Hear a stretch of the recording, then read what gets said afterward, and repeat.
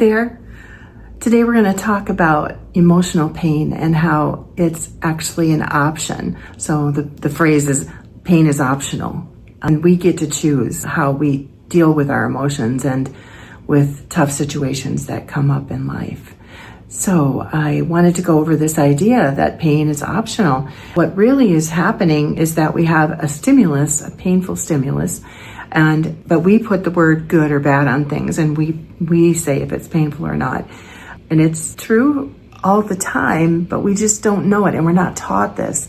So the idea is that something happens, an event happens, it could seem painful, it could seem scary, it could seem sad, but then it takes a moment and then the emotions start churning, the thoughts start churning, and then the emotions start churning.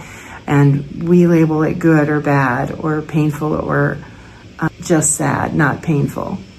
If you take that idea of the stimulus happening, the event taking place, and then you realize that there's a little bit of a gap between the action happening in your life, the event happening in your life, and then also the choice that you have to act or respond to that, to choose how you're going to respond.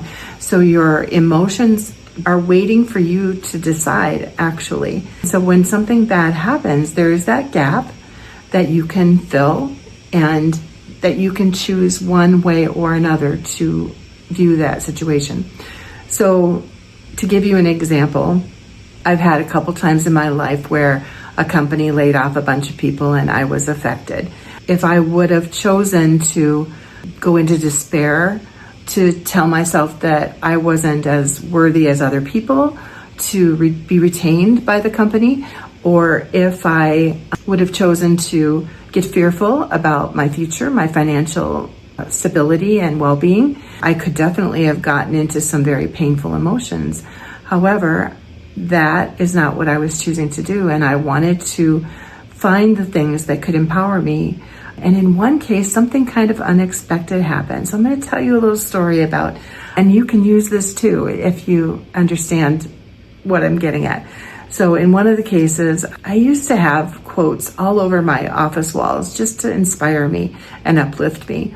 One of them, the days I was looking at my quotes like I do when I'm on hold or something on the phone, and it was a really interesting quote, and I'd seen it for years. And then I was called into the boss's office and told that my time there was going to be ending. And it really hit me hard in the office, like, oh my gosh, I need to do some serious thinking. I need some time to regroup. And she explained everything, and it took a few minutes, and then I was out walking back to my desk and sitting down, and I felt my eyes just like go back to this quote I had read just before our meeting. And let me read you the quote. It's by Victor Hugo, and I'm going to look because I want to be exact. It's, "Be like the bird who, pausing in her flight on boughs too slight, feels them give way beneath her, and yet sings, knowing she hath wings." So if you think about that, she just paused for a moment to rest, in her flight, longer flight. And the bough that she rested on was too light. It was too tiny. It couldn't bear her light bird weight, and it cracked and was giving way beneath her, and she could have fallen, but birds have wings. And so she just took off again and lifted up. So we can do the same thing.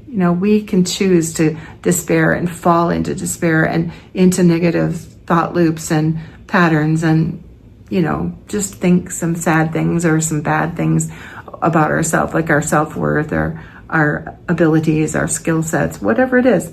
And in reality, we don't have to do that. We can believe that we are a good person, that we have done a good job, and that it's just economics that is causing us to be severed from our position, and hold that respect within ourselves and hold our heads high and know that the universe is going to provide something better. Something's going to happen, and it'll be good. So that's just a choice that we can make to deliver, one set of thoughts to our being versus another. And it might be called Pollyanna thinking. been called a Pollyanna. And actually the same people who called me a Pollyanna later said that I was wise. So I encourage you to find the wiser way to deal with these things. I'm going to tell you about something called pushing the river as well. So it's a phrase, I don't even know where I got the phrase, but it's about that feeling within that you are going counter to the things in life. So in other words, if you were in a river with a current and you tried to walk into the current or against the current, it's tough to walk. You can be struggling and struggling and struggling to get your momentum and your destination if you're going to go against the tide or the current. And yet if you would turn and walk with the current, it's like it's helping you and it's taking all the burden off and the weight off of the journey. And it really feels like it's just helping you to get where you want to go. So that is the idea of pushing the rivers. It's going against the current. So there are things that are just natural in life. And if you're thinking about the painful emotion idea, you realize that when you're pushing emotions, when you're encouraging negative thoughts, it's going to feel bad, like when you're pushing against a river and it feels hard. But if you turn and let the things that are happening in life guide you, if you allow people to uplift you, to comfort you, to guide you, to give you good advice, to give you their wisdom, sharing those moments can be very uplifting, and you don't feel that same thing where you would be pushing the river and fighting to get your bearings and your progress. So that's the concept of pushing the river that you can actually apply, as well as that quote by Victor Hugo. So if you think about both of those things, they give you an idea of how to choose to stand in your energetic stance, what energetic stance you're going to make for yourself, how it's going to become your truth or support system or part of your emotional intelligence toolkit. What's going to help, what you're going to reach for and grab when you have a problem. Then you need some answers and some tools and solutions. So the other part of the emotional looking at pain as an option is the idea of that gap of time, which I call the pivotal moment concept. Have this moment that is precious, where you can either just succumb and let everything wash over you and take you in a direction that may be very difficult emotionally, or you can choose to put some of your emotional intelligence tools into practice. That's things that you may have already put in your emotional toolkit, but also you could go have the muscle inside of you, the emotional muscle, emotional intelligence muscle, to go looking for something positive, even if you don't have it yet in your toolkit. That idea of taking the opportunity to notice that something not so great has happened and to decide and to act in a different way than you normally would, or in a different way than the world typically would, that humanity typically chooses, so that you can survive that episode and that experience at a higher level with less pain. That moment is the pivotal moment. So you have to recognize when it hits and have the presence of mind to choose differently and not let just a default response come out of you or engulf you. So that's the pivotal moment. You have the concept of the pushing the river, and I wanted to tell you another story too. It was something that happened to me many, many years ago. And it was actually like a dream. I woke up from this dream one morning and it was very interesting. So let's just tell you, there was like this other person in the dream. It was just person, it was a male energy, and it seemed like an angel, just wanting to love me and give me some good advice. And I was telling, the moment that I realized the dream content, I was coming to, like waking up, I was telling this person, this angel, that something was so painful to me at that moment, felt like it was going to crush my bones. That was the phrase I used for the angel.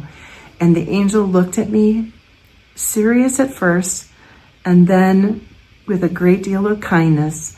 And then actually his mouth looked like he was struggling not to smile. And when he spoke, he was speaking as if he were trying not to laugh.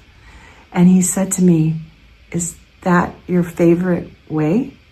And he meant to deal with something sad or painful. And his words struck me. I looked at him, and then it hit me that it doesn't have to be that painful. It's a choice. And it was so clear in that dream, in that moment. And I looked at him and we both burst out laughing. And I woke fully up and I wrote the dream down because it was so significant to me. It has meant so much to my life. And I have really worked to find a different favorite way to handle painful experiences. So I offer you that phrase too. Is this your favorite way to walk through life? Is this your favorite way to deal with something tough? Is your favorite way to let pain rule your responses in life as you move forward from the event that was sad or scary or whatever, So that's another thing that you could think about is the question, is this my favorite way to deal with this? I want to give you an idea for something you can focus on. Besides the things that I've already given you, if you could ask yourself a question like, what is preventing me from noticing when that opportunity comes up? Like, what is it that happens when something negative enters my experience that makes me not aware that I have an option, that I have a choice point where I can choose how I'm going to respond to the event, to other people, to my life, and what I'm going to be like as I move on into life or through life.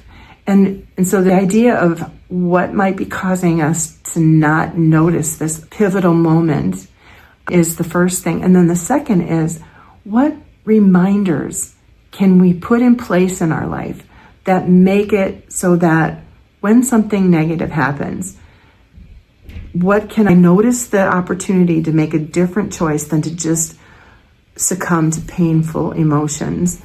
So is it something like putting quotes on your wall by your desk or in it framed on hanging on the wall or over your kitchen sink so you see it every day? Is it a note to yourself just to pay attention and you know what that means, but the words pay attention are somewhere in front of you?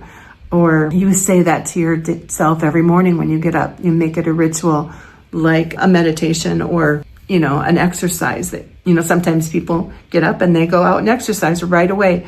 They don't eat, they just go exercise, and that is their routine. And what if yours includes that phrase, pay attention, or be like the bird, or whatever you choose that will help you to remember that there is this choice point that you have to change how you respond to things that could be painful. I hope this has really been helpful.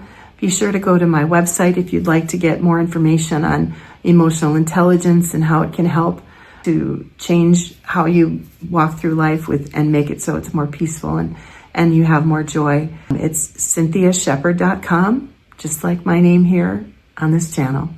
I hope that you have a wonderful day, and I look forward to talking with you again. Bye.